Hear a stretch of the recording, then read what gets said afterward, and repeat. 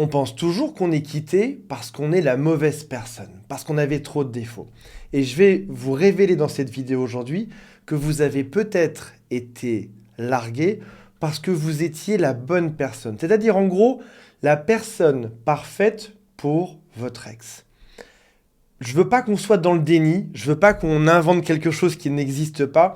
Je vais vous donner des cas de figure aujourd'hui pour que vous puissiez faire l'auto-analyse de votre couple pour savoir si vous êtes bien dans cette situation ou pas et du coup, comment faire pour se comporter par la suite. Avant de démarrer, si vous le souhaitez, abonnez-vous à la chaîne. Il y a aussi un quiz qui s'appelle « Quelles sont mes chances de récupérer mon ex ?» et si vous le souhaitez, contactez mon équipe. Alors pour vous, probablement que l'amour, c'est la chose qui guide votre vie. Vous voulez être amoureux et c'est la plus belle chose qui pourrait vous arriver.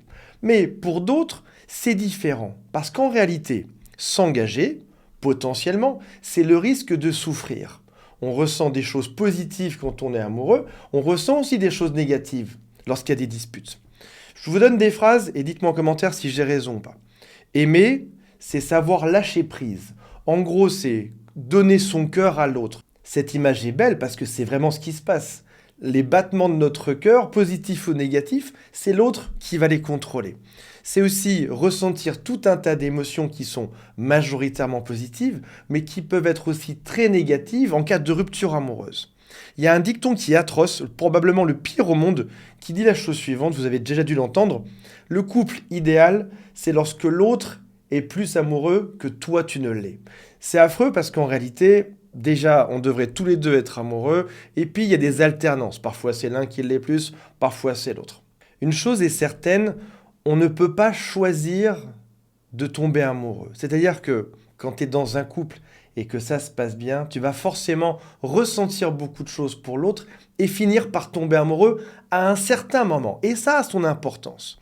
Donc, ça veut dire que vous étiez en couple, et la personne avec qui tu étais a fini par tomber amoureux de toi à un certain moment. On pense souvent que c'est dès le début, mais en réalité, il y a peut-être quelques semaines, quelques mois ou même quelques années avant que ça arrive. Et là, il y a un problème. Parce que si on ne peut pas choisir de tomber amoureux ou pas, il y a d'autres choses qu'on peut choisir. Comme par exemple, on peut décider de mettre une chape de plomb sur nos sentiments. Je ressens des choses au fond de moi, mais je ne veux pas que ça apparaisse. Je m'interdis de tomber amoureux le plus longtemps possible. Ou alors, si jamais on n'arrive pas à mettre cette chape de plomb ou qu'elle explose, on peut décider de quitter l'autre. Je deviens trop amoureux de l'autre, donc je deviens trop dépendant de l'autre, et à ce moment-là, je décide d'en partir, en trouvant bien sûr des excuses bidons. Si ça vous paraît dingue ou inconcevable, je vais vous donner un exemple dans un autre domaine. Il y a un vieux film qui s'appelle Good Will Hunting, c'est un film qui a plus de 20 ans, vous ne l'avez pas forcément vu, je vous donne cet exemple pour un but très précis par la suite. C'est un jeune prodige qui est Matt Damon à gauche, et il préfère avoir une petite vie tranquille en l'occurrence, il lave les couloirs d'une université, plutôt que d'accepter de prendre un gigantesque poste à la NASA ou au FBI, je me souviens plus précisément. Il préfère ne rien risquer, être dans une petite vie qui n'est pas terrible, plutôt que d'oser tenter quelque chose qui sera à sa hauteur parce qu'il pourrait être déçu si ça ne fonctionnait pas. Si ça vous parle, passons maintenant à la partie amoureuse. Voici quelques exemples. On va aller crescendo du moins probable au plus probable dans ces exemples. Première possibilité, réfléchissez bien à votre couple pour savoir si vous êtes dedans, ou si vous étiez dedans ou pas. Tous ses amis, que ce soit un homme ou une femme, tous ses amis sont célibataires, donc ça signifie que le jour où lui devient amoureux et rentre dans un modèle de couple probablement induit par celui de ses parents, qui n'est peut-être pas beaucoup d'amis, il se dit que s'il tombe amoureux, il va perdre ses amis, et donc perdre potentiellement ce qu'il a aujourd'hui. Autre possibilité, il est à fond sur son travail, c'est compliqué en ce moment, et il sait que tomber amoureux c'est une bonne chose, oui, mais si jamais il y avait une rupture amoureuse, ça l'empêcherait de travailler. En gros, il a peur qu'une rupture, si jamais ça ne vient pas de son propre fait, pourrait l'entraîner vers le bas, et donc qu'il perde potentiellement ses sources de revenus. Autre possibilité, il aime bien se plaindre, il s'est plaint toute sa vie de ses problèmes de couple.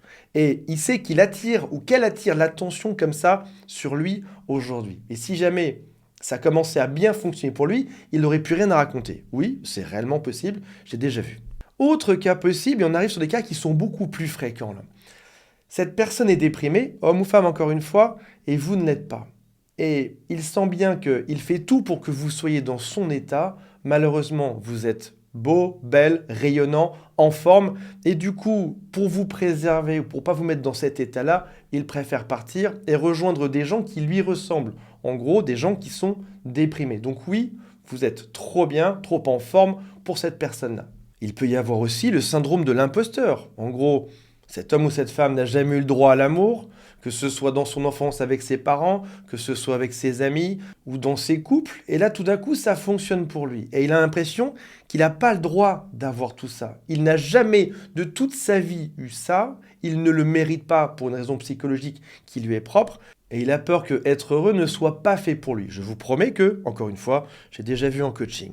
Il peut aussi se dire qu'il a tout envoyé au début de la relation pour se montrer sous son meilleur jour, mais que ça finit par lui mettre une pression et il a peur que vous réalisiez un jour que il n'est pas si bien que ça. Elle n'est pas si bien que ça. Donc en gros, il a mis un masque, il a maintenu l'illusion qu'il était bien pendant tout ce temps, mais c'est épuisant. Vous êtes trop bien, il se sent en dessous, il a peur d'être démasqué ou que vous disiez à tout le monde que c'est pas une bonne personne, il préfère partir la tête haute. Ça peut être aussi une personne qui a ce qui s'appelle un attachement qui est dit anxieux. C'est en gros une personne qui ne se sent pas suffisante et qui a toujours besoin d'en faire plus pour être aimée, de donner plus, d'être plus gentil, d'être toujours mieux.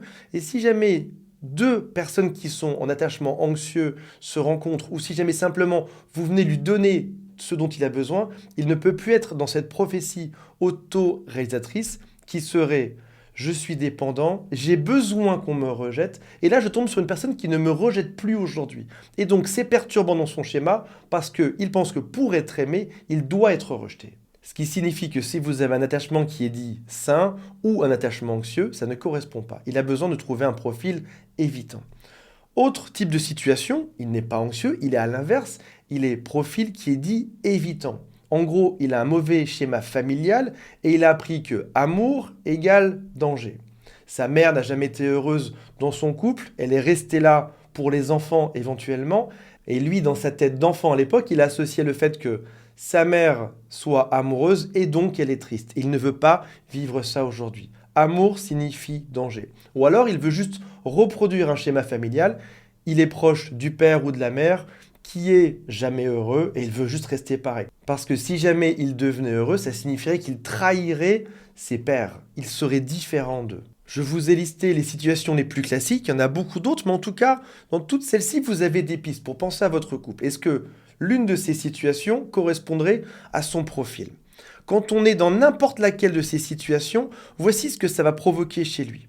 De la culpabilité, pour commencer. Il ne devrait pas être amoureux. De l'anxiété au quotidien et une forme de pression. Vous lui proposez des choses chouettes à faire en couple, il refuse. Il fait un pas en arrière. C'est pas pour lui. Et vous sentez que plus la relation avance, même quand vous proposez des choses positives, comme par exemple sortir, partir en vacances, aller au restaurant, aller voir des amis, devant toutes ces choses positives, ça lui met de plus en plus de pression et pour vous, c'est incompréhensible. Il faudrait se laisser aller à être amoureux parce que vous avez tout ce qu'il faut pour que ça se passe bien, mais de manière systématique, il refuse et il préfère vous mettre dans un état de couple dégradé où ça se passe beaucoup moins bien. Alors pourquoi vous n'aviez peut-être pas pensé à ceci?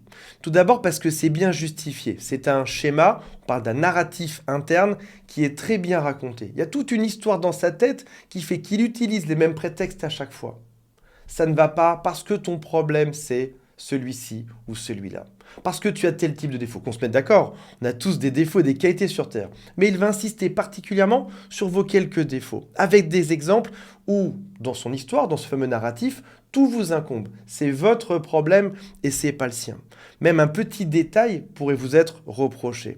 Ou alors, il peut tout faire pour vous rendre dingue, pour vous épuiser, jusqu'à vous pousser à la faute, jusqu'à vous pousser à une erreur de couple, à vous énerver, à crier et à vous dire « je pars » parce que tu es trop nerveux ou trop nerveuse, parce que tu es jaloux, sauf qu'il a tout fait pour que ça arrive au final. Alors attention de bien étudier dans quelle situation vous êtes. Je vous rappelle qu'il y a toute mon équipe qui est là pour avoir un œil externe dessus.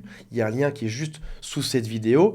Et si jamais c'est votre cas, si vous êtes dans cette situation, il va falloir revenir en douceur vers votre ex pour lui expliquer que être amoureux, oui, ça fait peur, mais on peut aussi avoir la chose la plus merveilleuse sur Terre, c'est-à-dire être heureux en couple. Voilà mes amis, j'espère que ça vous a intéressé. On se retrouve prochainement. Salut à tous, bye.